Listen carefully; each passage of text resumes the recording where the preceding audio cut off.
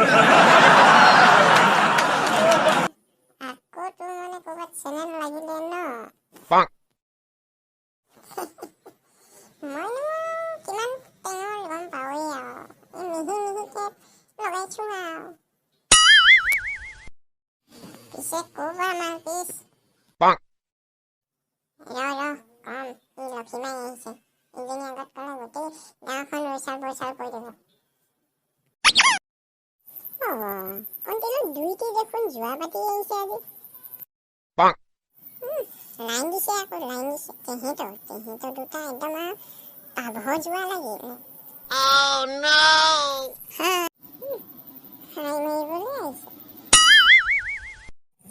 good morning friend morning Lakhimai আজি তোৰ school দেৰি হ'ল যে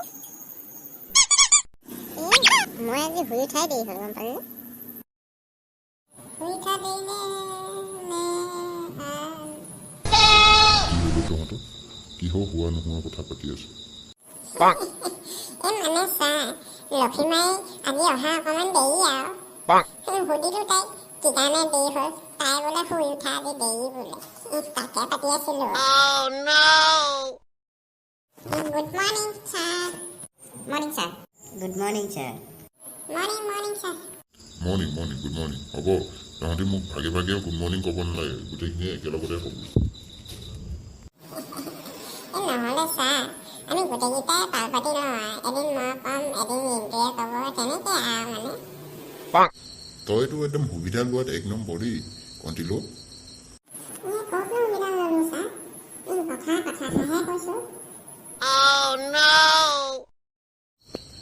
আজি মই তহঁতক বেলেগ কিতাপ নপঢ়াওঁ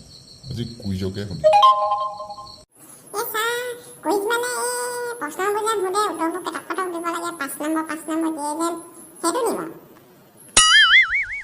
অঁ সেইটোৱে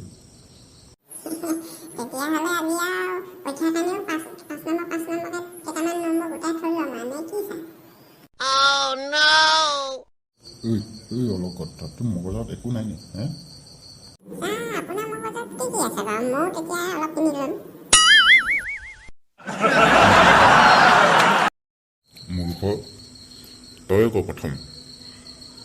প্ৰথম অসমীয়া মুখ্যমন্ত্ৰী কোন